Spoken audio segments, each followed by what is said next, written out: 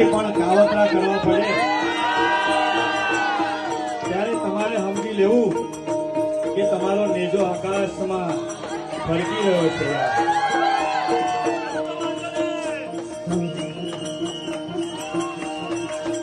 એ તો હોનાની લગની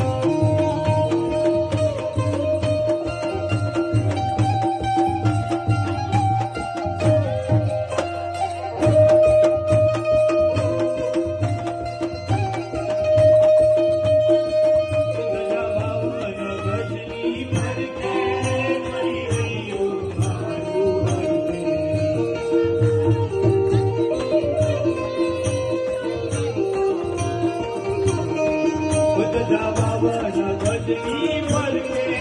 ધોઈ રહી